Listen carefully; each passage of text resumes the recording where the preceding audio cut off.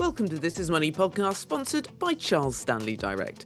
I'm Georgie Frost, and joining me and Simon Lambert today is Lee Boyce. And coming up, tariffs. Yep, mainly tariffs. With some ISA news thrown in and some top tips from Simon about sorting out your life. The usual, basically. Don't forget you stay up to date with all the latest breaking money news. Just go to thisismoney.co.uk or download the app. Take control of your finances with Charles Stanley Direct. Invest, save, coach, or plan. Using technology where it's helpful and people where it matters. Our website and app make trading cost-effective and flexible. But we're more than just an online investment service. We're here for you regardless of your financial needs or if your life takes an unexpected turn. Your finances, your way.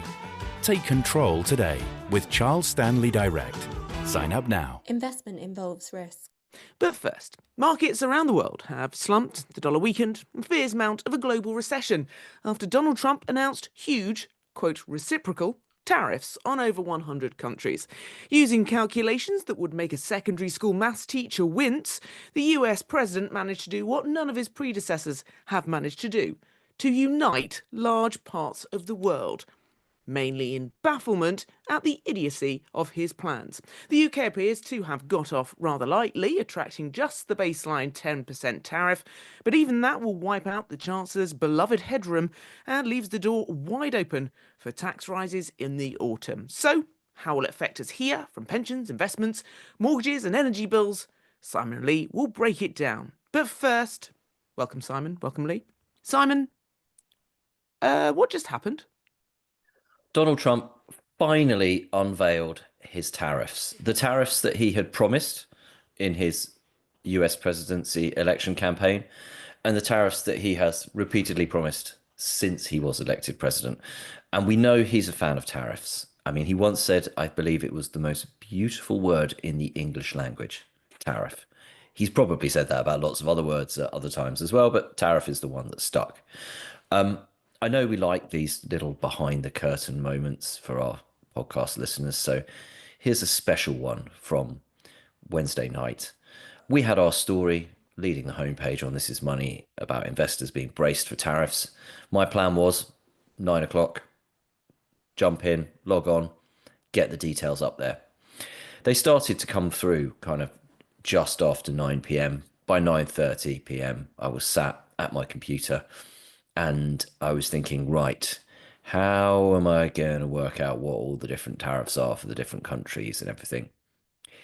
And then I spotted that, of course, he'd done the incredibly helpful thing of announcing them whilst holding a massive board with all the numbers written on. Now, I'm not Donald Trump's biggest fan. I think many of his policies are quite foolish. I don't like the way he goes about things. But I must say, if prime ministers and chancellors especially could take one cue from the US president, it would be if they could now start announcing things holding massive boards with the numbers on. Unbelievably helpful for us poor journalists who have to react in the moment and get stories live with the numbers in. No rooting around documents, no scrambling around your notes for what on earth did he just say. Just look at the screen, man holding massive board. Unfortunately, it was all downhill from there. So, I mean, we're going to go into the detail in a minute, but just on the kind of baseline level, Donald Trump unveiled the tariffs charged to the USA. This was a long list of percentages that they have worked out, and it says under it in small print, including currency manipulation and trade barriers. So these are not actually tariffs that are being charged on the USA. These are tariffs plus where they think, you know, people's currencies are too low and stuff like that, and other trade barriers, right? And then he unveiled the USA discounted reciprocal tariffs, which are, broadly speaking, half. Apart from if you were at the lower end, like Britain, and you were judged to only have a 10% tariff to the USA, and you got 10% anyway, because you don't get 5% at that level. So we had the runners and riders. We know China is a big problem. for the US. We know China is a big problem for Donald Trump. China was judged to have tariffs charged to the USA of 67%. So it got a discounted, he's a generous guy, reciprocal tariff of 34%. The European Union, the freeloading European Union, as it is known in White House circles, it was judged to have tariffs charged to the USA of 39%. So it got a reciprocal tariff of 20%. Helpfully, the US has rounded up these numbers for the reciprocal tariffs. I like this. Vietnam, though, it was judged to have tariffs charged to the USA of 90%. So it got 46%. And then we've got like various other countries, the United Kingdom 10%, Singapore 10%, 10%, Israel 33%, 17%, Australia 10%, 10%, Pakistan 58%, 29%, and so on and so on. Switzerland 61%, 31%. And also some like really weird entries in there, like the Falkland Islands, for example, Yeah. which apparently mainly exports one type of fish. Anyway, this threw everyone into a complete tailspin, and the futures look like markets are going to tank, and markets duly opened and tanked yesterday. Lee, was it such a big deal? Like my phone is, I have push notifications for every major news outlet basically, and it's been going bananas. Just explain to people who perhaps aren't on board with just how massive this is. We knew this was happening. Why is everybody going crazy about it now? Well, we didn't know what the scale of what these tariffs were going to be and just how brutal they are for some countries. And you could argue that basically these tariffs are almost bringing to the end like globalization. We're a kind of world now where all countries trade with all countries. It's never been easier to trade with other countries, and it means that goods are getting imported, exported all the time. But this is almost like a new era of protectionism, which is essentially the whole plan is for Donald Trump to try and reduce what is being imported into the US to a new era of American-made products, Americans buying American products. That's basically what it's all about, and it is a huge deal. It's a huge shift in how economies are going to be trading with each other. We've seen it from the figures even in the UK. We got off lightly, as you say, under 10%, but it's already wiped out what was in the spring statement last week about the headroom of, where Rachel Reeves was hoping and what was hoping for the economy. I mean, we're talking about the OBR now saying that GDP is going to be lower from where it was predicted a week ago. That's how much of a big deal it is, and that's on the UK with their 10% tariff. EU having a 20% tariff is pretty big because Mm. the other thing to think about this is that actually the UK trades in is actually a bit of a rare beast in the fact that we import more from the US than we export. We're in a trade surplus, which not many countries are, and some of the biggest So then why deficits. 10%, Lee? Well, that's the question, George, isn't it? And also, why it's not just that 10% tariff. Like one of the biggest things that we export to the US Mm, is cars, and yeah. cars have been hit with a 25% blanket tariff globally. That's a big impact on the motoring industry. A lot of the motoring industry in the UK is still kind of coming to terms with what this will mean and have been kind of fairly quiet and not very outspoken about the tariffs yet because I think they're still digesting what it actually means. Um, why the 10% is Donald Trump's got this massive bee in his bonnet about he keeps talking about like VAT being a tariff when actually the argument is that VAT isn't a tariff, it's a value added tax on all products that we face in the UK. He kind of there's still rumors, there's still this belief, this little chink of light that we might be able to undo this tariff, that there's some sort of deal going on under the table, perhaps between the UK and the US, the special relationship, which of course is not looking so special at the moment. What would we have to give up? Well, that's the question, isn't it? What would it actually entail? What would it mean?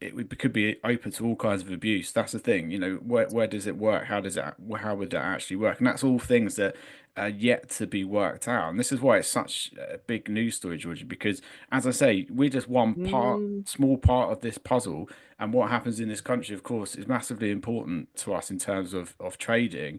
But we're also we're going to talk about this in a minute, I know, but we are massively exposed in terms of our investments, our pensions, to what happens across the global economy. We don't just have our money in UK companies. We spread it around the world, and indices have just taken an absolute knock in this last couple of days. So, we're recording this on a Friday morning, but the FTSE down another 150 points at the time of talking right now. FTSE 100 is down 100, another 150 points so far today.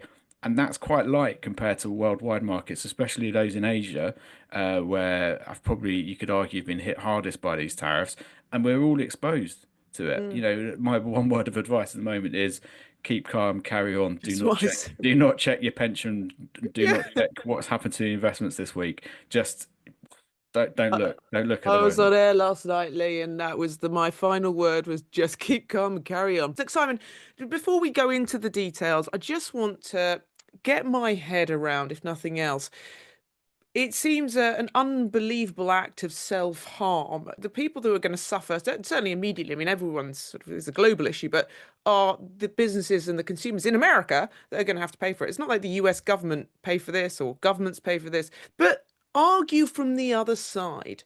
Could this work? I mean, a lot of economics is theoretical. Argue the best case scenario, why someone might be doing this, and how the world could and should adapt, basically, because there's nothing wrong with actually knowing a bit more about where our stuff is coming from. There's nothing wrong with having perhaps a bit more of our stuff created in our own countries for a bit of security, for the climate, all these sorts of things. So, bat for the Trump team, if you can. I'm not planning on batting for the Trump team. I'm sorry.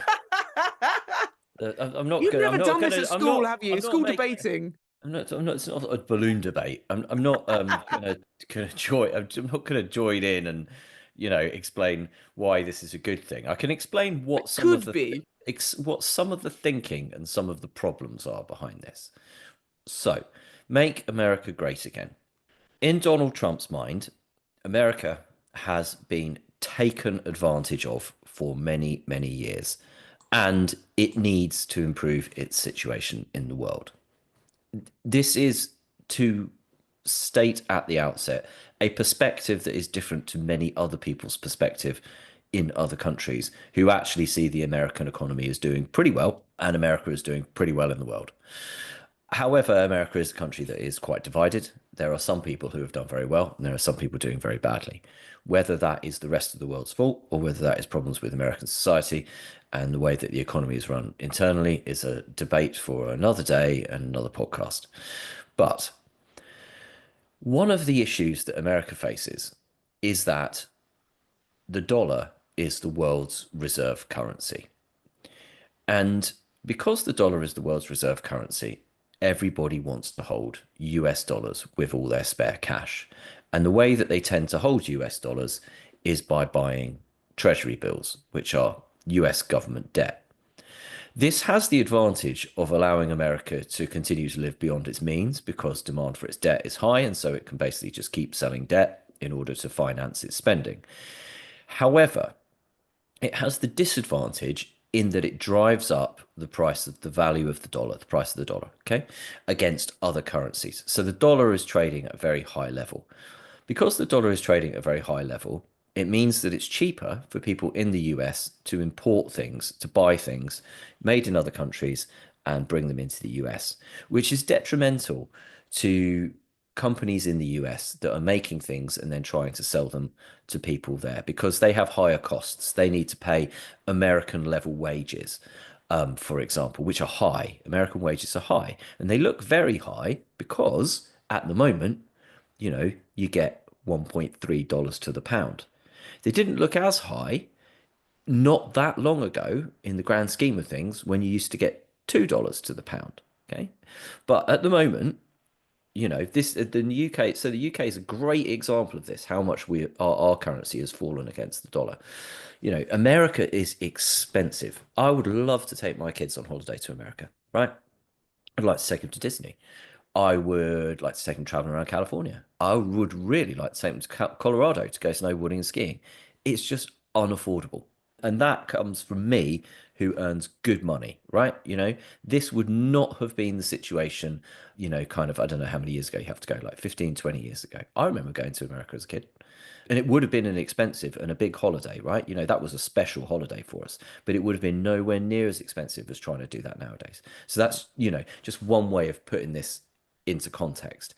But this means that basically the Americans have great spending power around the world, and they can buy in those cheap goods, which means cheap goods are flooding into the US. More money is flooding back to those countries. Businesses and the countries themselves are holding, large reserves, which they then stick into dollars, which creates this circle that goes round and round and round and round and round. The dollar is very high. Donald Trump would like the dollar to be lower, which would then make, American products more competitive.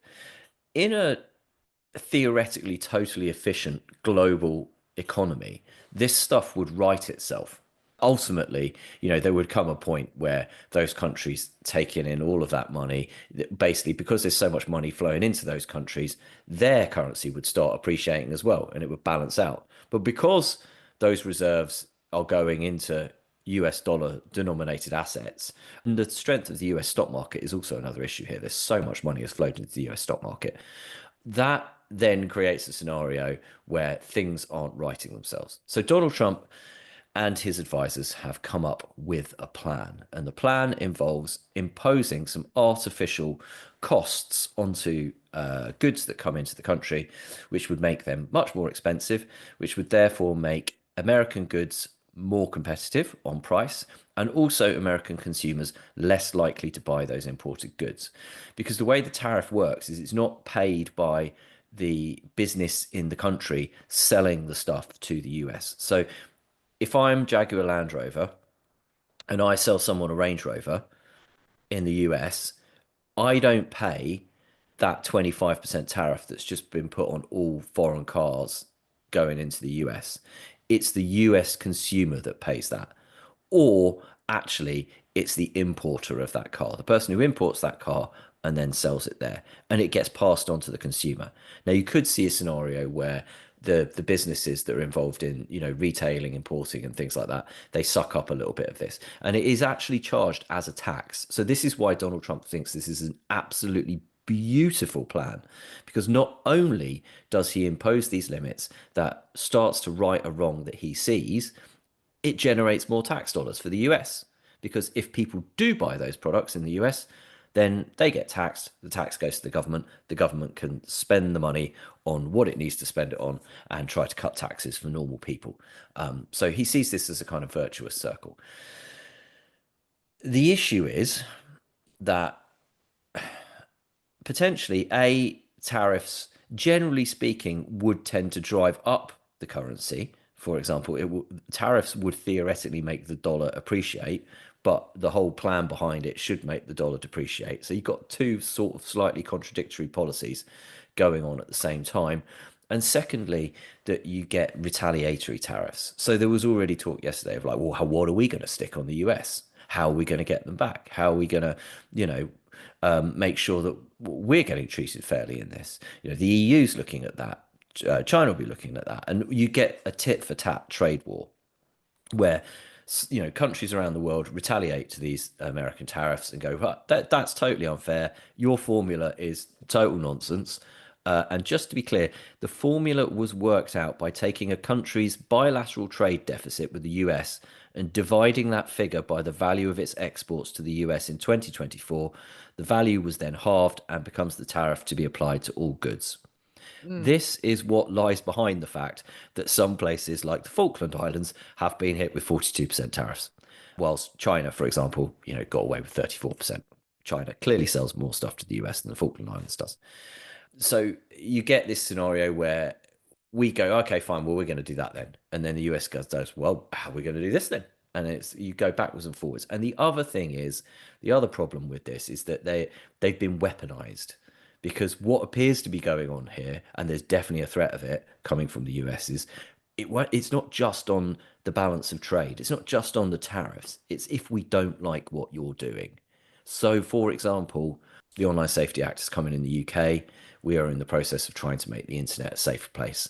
Some of this stuff is quite controversial. Some people don't agree with it, but some of it seems pretty sensible. And we are one of the few countries trying to act about the corrosive elements of the internet that are seriously damaging people's brains and especially our children. So, it's trying to stop some really nasty stuff on the internet. And it's also just trying to make sure that children under the age of 18 aren't looking at porn.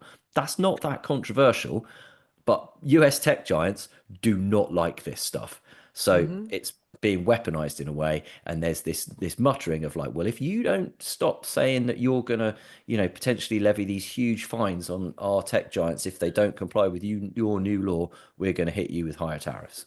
Thank you very much, Simon. Well described. We are recording on Friday morning. Even in this short space of our conversation, I've had a number of push alerts on my phone. Global stocks sell off deepens after Trump tariff rout. European and UK stocks are set for European UK stocks. It goes on. Where are we at, Lee?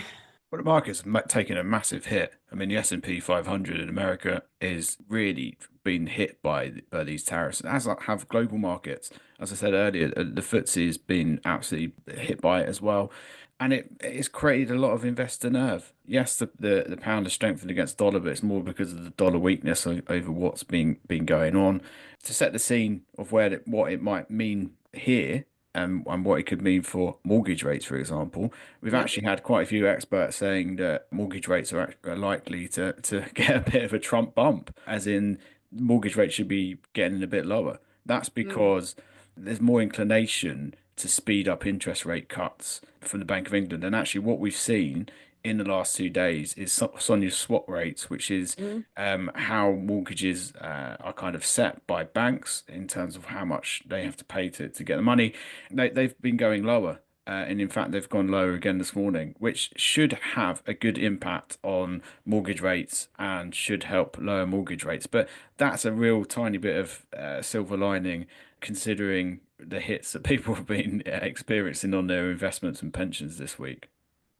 And I guess it all really depends, doesn't it? If we are going to get a deal, I would say that's a good thing, but it depends what the deal involves. But if we don't, if we go with Europe, which is talking about reciprocal tariffs, that could really hit consumers here. We'll be paying more, inflation goes up. The Bank of England actually might want to keep interest rates higher, or if growth slows, as everyone's talking about, they may want to cut them quicker. The reality is we just don't really know. Us, is Um, stuff going to be more expensive in the shops? Don't know.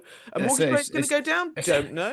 it's hard to predict. It really Sorry. is a fork in the road. I kind of when I saw Donald Trump come out of that big board, it looked like a departure lounge, an airport, and I thought, Coffee. here we go. Yeah, this is going to have some seismic shocks. And actually, I think another thing to consider about this country as well is we had the spring statement obviously last Mm, week, and a lot of the fiscal headroom and talking about. I know Simon went in depth last week about listen to last week's podcast about the 9.9 billion and how to sort of balance the books. It feels like this has been kind of undone in one foul swoop. And actually, again, we had some experts saying yesterday, Paul Johnson from the IFS, he says there's a good chance that economic and fiscal forecasts will deteriorate significantly between now and an autumn budget.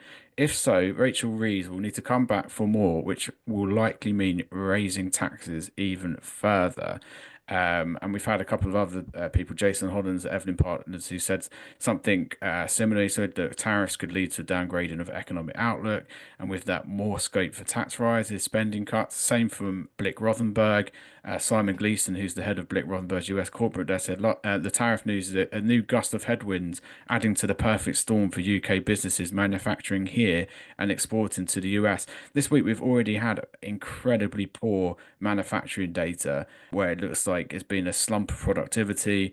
This is not going to help at all. And we've got the rises that are coming in from this month. It's the kind of national insurance contributions that employers having to bump up business rates, in rising exodus and non-doms are some of the things that Simon Gleason mentions here mhm. as problems that are coming between now and the budget. You mix all that in a big pot and you think, is Rachel Reeves going to raise taxes? What else is going to be in the crosshairs of the Chancellor? And how much of it can she blame on Donald Trump and the US? Can she shift the blame?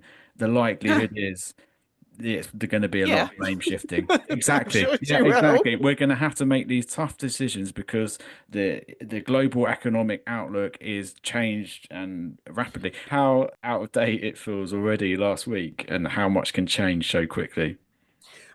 Just a bit of breaking news. God, I feel like I'm on the radio at the moment. China has announced it will impose, according to Bloomberg, 34% tariff on all imports from the US starting on April the 10th. So it begins.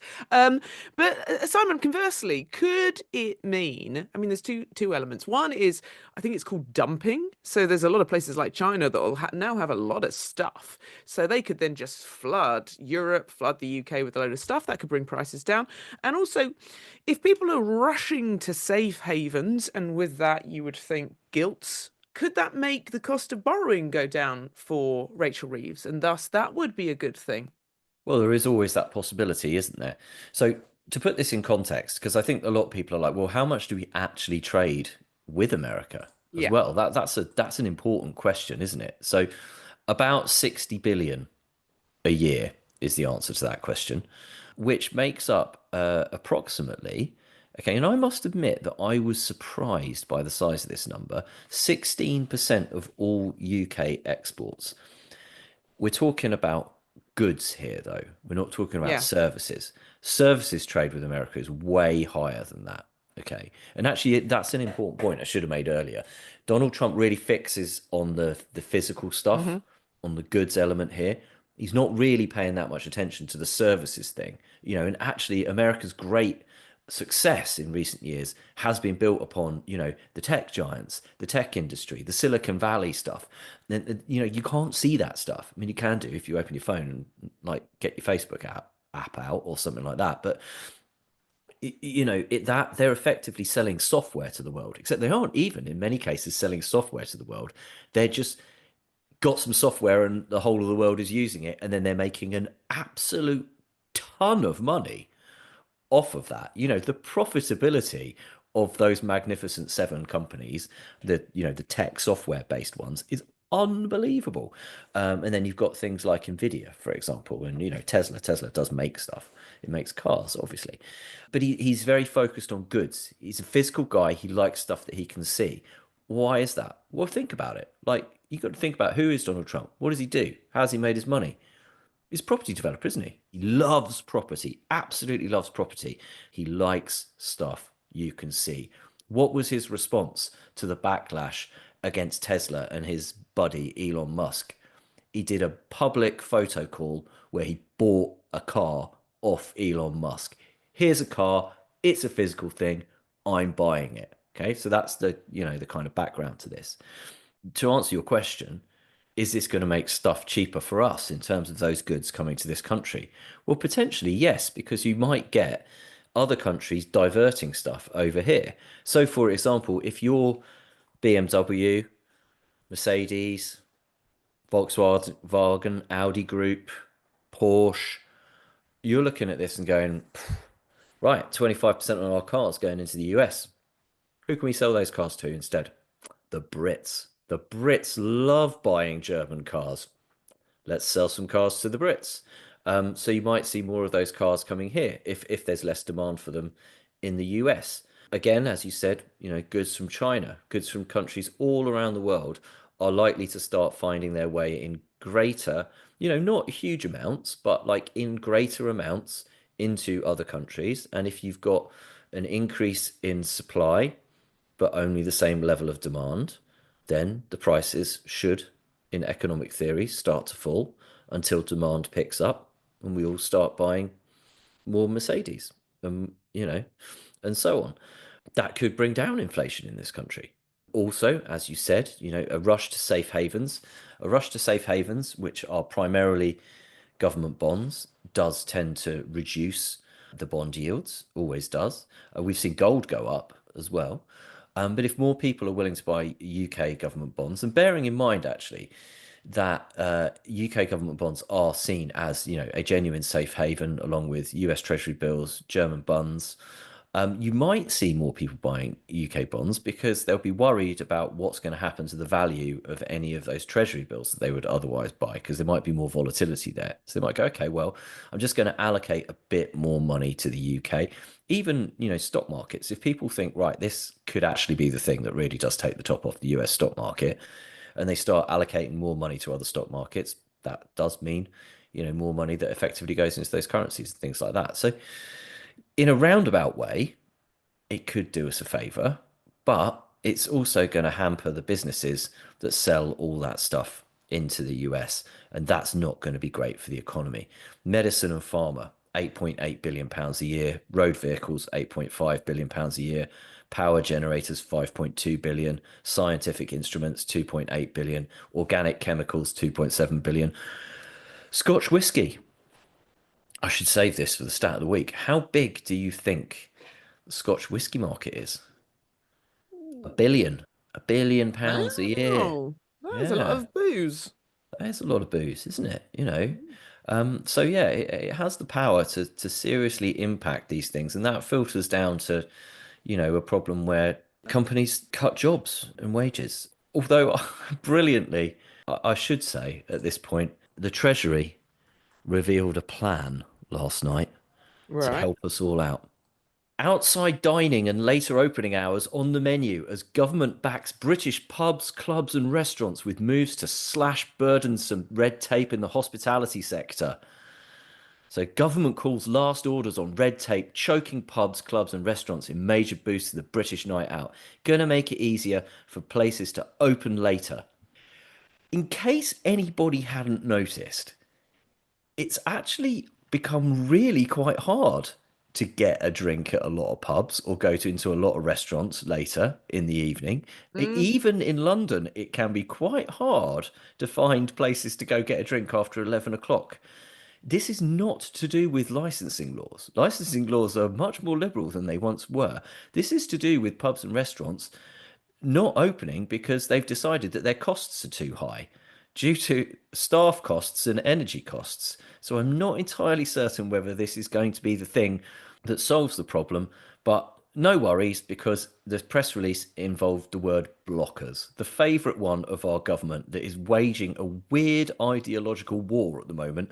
So, blockers to growth, including businesses being banned from extending licensing hours for late night drinking and anti competitive blockages from other businesses. Do you see how we got block twice into the same sentence there? Yeah. Oh, and they're going to let Luton Airport double in size, despite Luton Great. Airport being possibly the most fundamentally unsuitable airport to Mm. expanding that you could think of. And frankly, us not really needing to expand airports around London any more than we are already planning to do, seeing as we have Heathrow, Gatwick, Luton, Stansted, City Airport, and another one that claims to be in London. Lee, where is it? Sorry. London Southend, mate. Yeah, of course. Can I just go back to the hospitality thing as well? I mean, hospitality industry has taken such a huge knock Mm. from all of the extra cost pressures that, pubs are closing at a rate of knots. And also there's been a massive generational shift towards the attitudes of going out. And honestly, like Southend High Street, just to go back to Southend, it used to be a buzzing place, nightclubs, probably four, five, six nightclubs. There's not a single nightclub that opens there anymore. Things have changed a lot. This is kind of, it's been killed off. The nightlife industry has been killed off already. So, well, I had anyway. a good chat with my mum last night when I came off air, and I said, "Oh, mum, I gave the advice of keep calm and carry on." And she said, "No, no, we shouldn't. We should buy British." And I said, "Yeah, but that's great, and we should go out and we should support our locals. But then we've got what feels like successive governments that haven't really supported that. So that perhaps would be something that they could look at. I'm not sure the national insurance rise was a particularly good first step in that. But Simon, No, no, because it's just to quote Angela Rayner here, like we're mm, already reforming planning to back the builders, not the blockers. Now we want to do the same for the nighttime economy, which has been neglected for so long. Our pubs, restaurants, and live music venues are the beating heart of our cultural life. So it is vital that they are given every chance to survive and thrive. Anybody who's listening to this who works in the hospitality industry or mm, runs one of those, pubs, restaurants, or live music venues will be weeping into their beer right now, listening to that, going, honestly, you know, and that I think is the problem. Is like I had great hopes for this change of government. To be perfectly honest, I don't want to go back to like, over this in a huge amount of detail, but I had great hopes for this change of government because I thought they would be at least, you know, baseline a lot more competent than the last lot, who had quite clearly run out their time in charge, and we needed a change, and that we were going to get genuine change and a plan. And they've just totally lost their way less than a year in. Like they have no coherent plan whatsoever, and they're spitting out these mad ideological sound bites. You know, this builders not blockers stuff. They seem to be totally happy to say yes to everything because it fits with this builders not blockers thing, whilst totally overriding some things that I think are quite important and will be very difficult to unpick in years to come, such as protecting the environment. You know, like trying to protect the environment and improve the countryside is something that you actually have to stick to, not just pay lip service to. And that we're just like weirdly riding roughshod over it and then making mad pronouncements like this. Mm. And it's just I think how could we could possibly be in desperate need of a reset 9 months in? I am absolutely baffled, but I really hope that they manage to get a grip on this because I was genuinely hoping that the country would become substantially more prosperous in the next 5 years, and I think we still could be. But whatever's going on at the moment is not the answer to it. Mad pronouncements seem to be the order of the week, or a bit longer than that, unfortunately. Look, Simon, I do want to talk about investors because, of course, anybody looking, as Lee said, looking at their investments, their pensions, might get a little bit of a shock. So, what should we be doing right now? What does it all mean for investors? Should we be concerned? Should we keep calm and carry on? Where can we look to pastures new in these times? What do you think, Simon? I think don't look is probably a good piece of advice. I personally haven't looked. I had looked earlier in the week at my ISA before the tariffs were announced, and I was not pleasantly surprised by how much down it was compared to where it was, you know, a short while ago. I have not even looked at my work pension, and I do not want to, okay, because I know where it was and I don't want to know where it is now, right? And also, the one of the reasons not to look is so that you avoid making rash decisions. The worst thing that you can do after a big market fall is have a little panic sell, because basically what you're doing is you're selling out after prices have fallen. Now, there's every chance that, you know, prices could continue to go down from here, but there's also the chance that they might, you know, go back up. And by what you need to do is you need to make sure your investments are right for you medium term and long term, and not try to make knee jerk reactions in order to time the market, because timing the market is so difficult that almost every investment professional will tell you not to try and do it. And you missed the moment for timing this market already. Now, if your investments are, however, in very volatile, highly racy things, and the kind of thing that falls very hard when stuff like this happens, but you are not able to cope with the level of risk that you're taking in terms of it's worrying you, it would impact you financially, you know, you can't ride it out, you can't be patient and so on, then you might need to change the makeup of your investments. But that is something that you do not because you think, oh, I need to sell out of that and I need to jump into that. So play it cautious is the answer to this. And just remember, you know, you can get caught out by the market suddenly going back up again.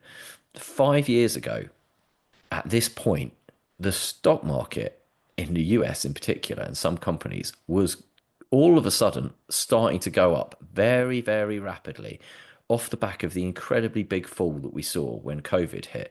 And a lot of people were saying at that point, dead cat bounce, don't buy in. It's too early to buy in. This is just going to get worse. This is just going to get worse. And that was actually the start of an incredible bull market that lasted many, many years, that lots of people have missed out on because they were absolutely convinced that it was still all going to fall apart. So that is an example of how markets can totally wrong foot people. So yeah, be careful. And just a quick one, Simon, if you're concerned about your pension.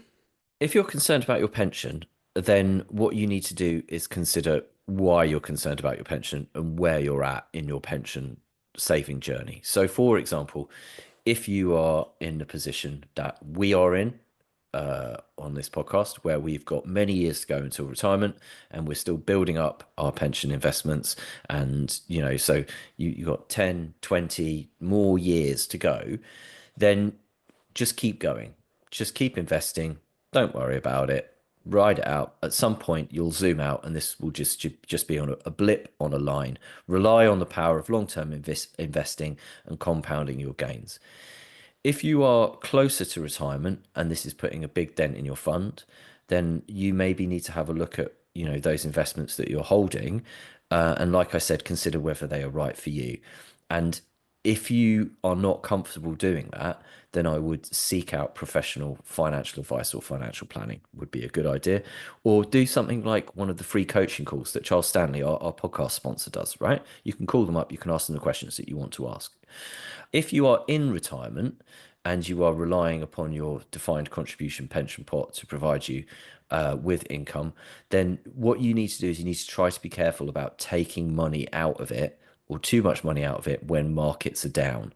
Because, for example, if you're taking a regular income each month from your pension, if you take, £3,000 from a pension pot that's £200,000, it's a much smaller amount than if you take £3,000 from a pension pot that's £170,000, for example. So if you can dial back what you're taking out of it while markets are down, then that might not be a bad idea, because you're depleting it at a lower rate. That's it for part one.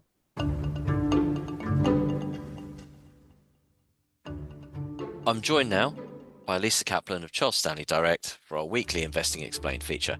Lisa, I've got a tax year question, but it's not one about the end of the tax year. It's one about the start of the tax year. I've got £30,000 to invest. How can I take full advantage of the start of the tax year with my savings? Simon, I have spent the last couple of weeks on the phone to our clients who are hurry, trying to use their pension and their ISA allowance. I'm glad they're using it, but the fact of the matter is, a whole new year has now, will shortly open up at the beginning of the tax year. And if you start early, you get the whole year of the tax saving that an ISA or a pension would give you. So I think get going as early as possible in the tax year. You've got 20,000 in an ISA, you've got pension contributions depending on your own income.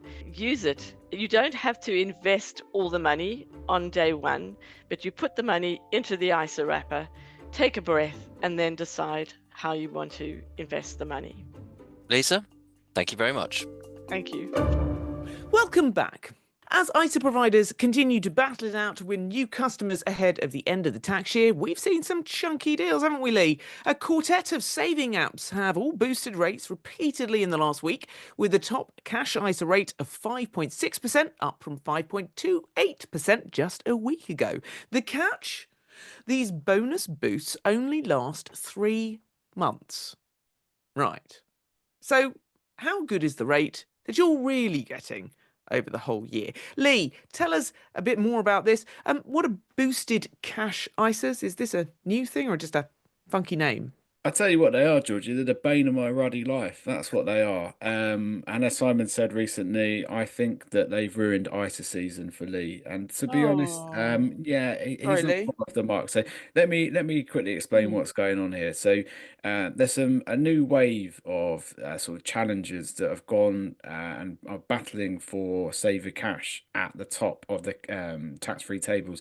Now, the reason why they're battling quite hard for the cash is it's a leap of faith, I think, for a lot of savers to put their money in a platform or a company that they're not familiar with. I think a lot of people like to play it fairly safe and stick with high street names, even if that means a slightly worse rate, or companies that they've had more of a dealing with or have more years of being around and more familiar with. Now, what's happened is these companies are all clambering over each other to be at the top of the best buy tables, because it's so important. Because some people actually do the opposite and just chase rates, and that's what they prefer to do. Now, there's been this sneaky little move towards. It started started with 6-month bonus rates. So you have an underlying rate and then let's say a 1% bonus on top for 6 months. In fact, it used to be 12 months. You used to have a bonus for a year and then it would drop away after a year and you'd have to move your money around to make sure that you hadn't fallen off and been put onto this horrendous rate.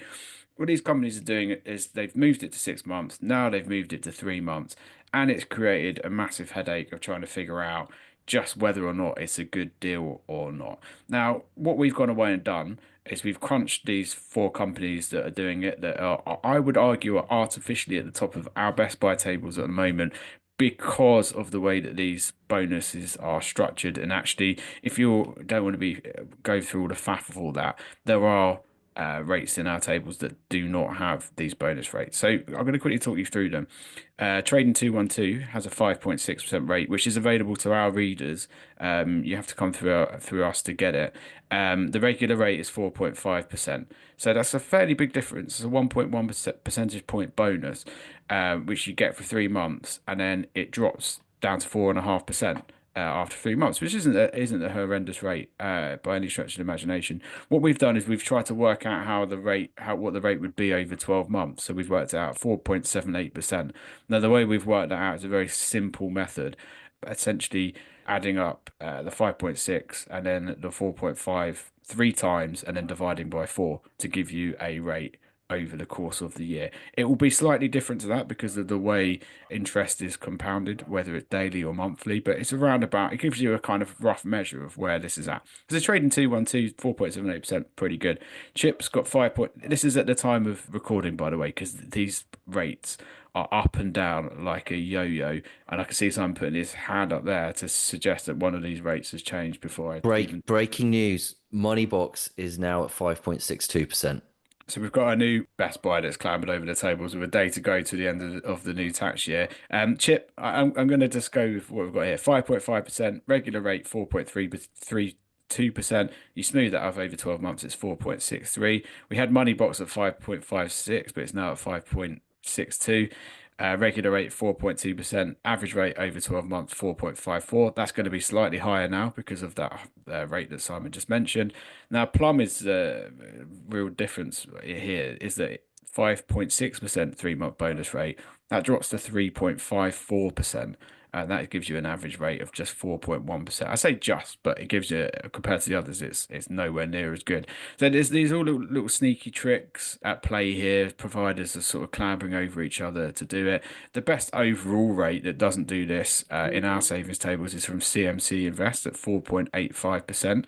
So even though it's a lower headline rate compared to the others I've just mentioned, it's well worth investigating because they haven't got a bonus that's just going to drop away after 3 months. And the thing is with ISAs, it's a bit different, I think, to an easy access.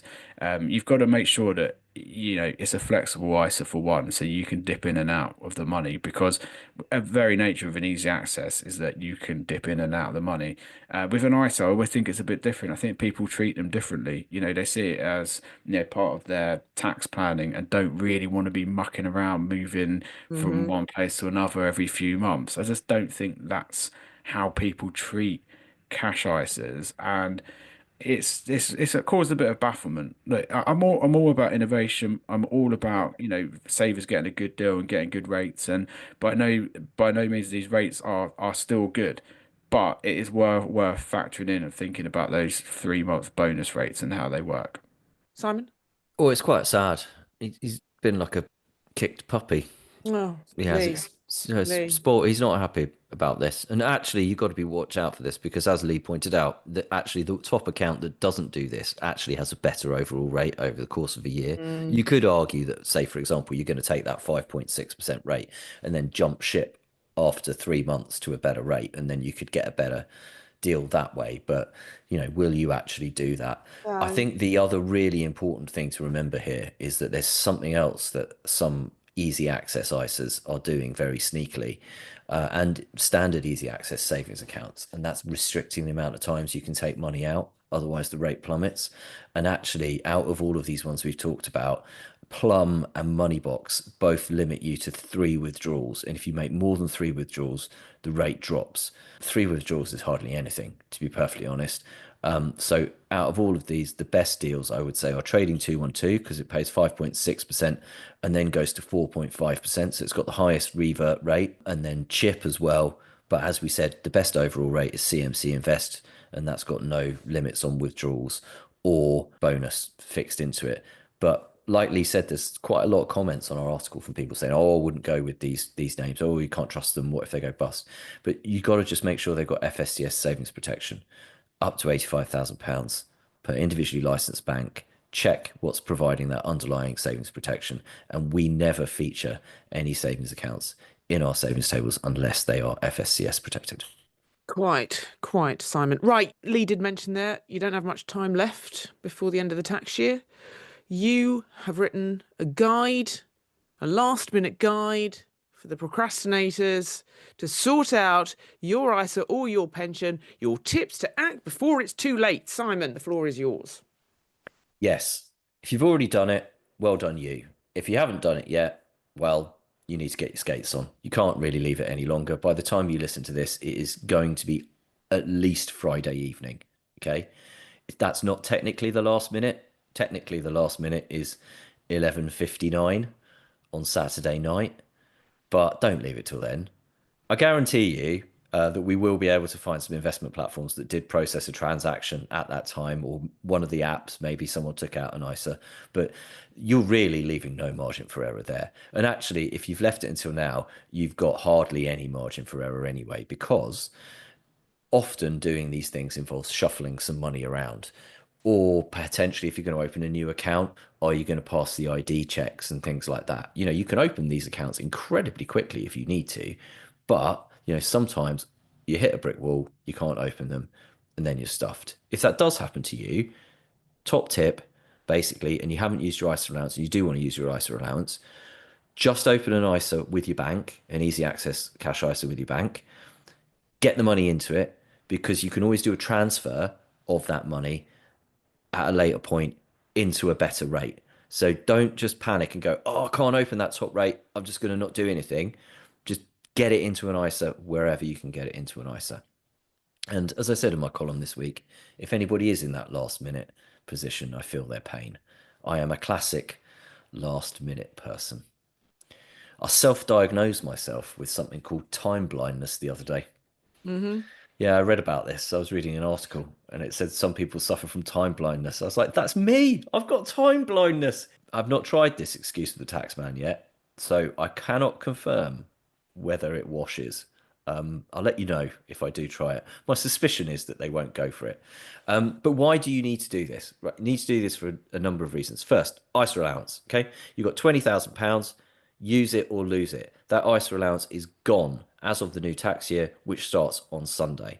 So if you've got some money that you want to put in an ISA, if you've got money in standard savings accounts, if you've got money in investments outside of an ISA, you are going to struggle to sell those and get them into an ISA by this point. But if you've got money outside of an ISA in the form of cash, get it into an ISA if you can, because you're protecting yourself from savings tax. And everybody gets £1,000 worth of savings interest tax free if they are a basic rate taxpayer. If you're a higher rate taxpayer, of which there are many more nowadays due to fiscal drag, you only get £500. And if you're an additional rate payer, you get nothing at all. Okay, so you don't want to have your savings interest taxed, because that's going to make it harder to keep up with inflation and harder to make money.